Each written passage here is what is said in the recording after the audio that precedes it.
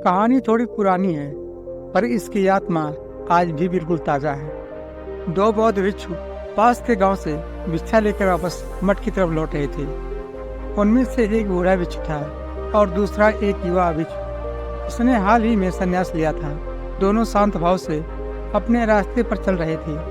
रास्ते में एक नदी पड़ती जिसको पार करके जाना पड़ता था। आजकल बरसात के कारण वो उफान पर थी। जब वे दोनों उसके तट पर पहुंचे तो उन्हें वहां एक स्त्री दिखाई दी जो नदी पार करने की कोशिश कर रही थी। वह इतनी सुंदर थी कि किसी अप्सरा कम नहीं प्रतीत होती थी। स्वपूर्णाभूषण उसके रूप को अनुपम दिव्या प्रदान कर रहे थे। जब भिक्षु उसके पास पहुंचे तो उस स्त्री ने उनको प्रणाम किया और बताया कि वो वहाँ के राजा की कन्या है जो शिकार खेलते हुए भटक गई है। नदी के उस पार उसका नगर है। उसने विनती की कि कृपया करके मुझे इस नदी को पार करवा दे। नदी का वेग इतना ज्यादा है कि मैं अपने शरीर को संभाल नहीं पा रही हूँ। दोनों भिक्षुओं ने नदी की ओर देखा।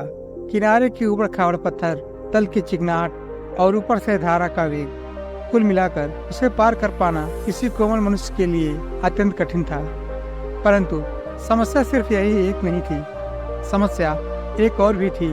भगवान बुद्ध ने भिक्षुओं को नारी से दूर रहने को कहा था, इसलिए वो उसको पार नहीं करवा सकते। नारी स्पर्श से तो अब तक संचित समस्त साधना एक क्षण में नष्ट हो सकती थी। बूढ़ा भिक्षु अभी ये सब सोच विचार रहा था कि युवा भिक्षु आगे बढ़ा।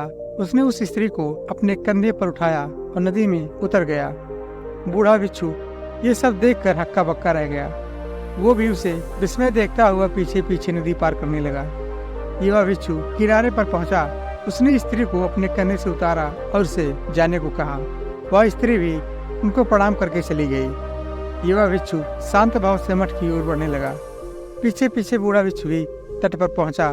पहुंचते ही उसने युवा सन्यासी को उपेक्षा के भाव से देखा। बूढ़े भिक्षु की आंखों में क्रोध और दुर्भावना थी। उसने युवा भिक्षु की तरफ मुंह फेरा और शीघ्रता से मठ की ओर चलने लगा। आवेग में चलते चलते वह विचार कर रहा था, देखो, एक हम हैं, इतने साल तक अपने ऊपर किसी स्त्री की परछाई तक नहीं पड़ने दी, और एक ये है आजकल के युवा सन्यासी, स्त्री की छाया तो दूर, उसे स्पर्श भी किया, और सिर्फ स्पर्श ही नहीं बल्कि उसे अपने कंधे पर भी उठा लिया। अभी मठ में जाकर भगवान बुद्ध से इसकी शिकायत करूंगा। ऐसे नीच को संघ से ही निकाल देना चाहिए, और भगवान बुद्ध से भी यही आग्रह करूंगा कि आगे से इन युवाओं को दीक्षा ही ना दें। ये अपने ऊपर संयम तो रख नहीं पाते। यही सब सोचते विचारते मठ आ गया।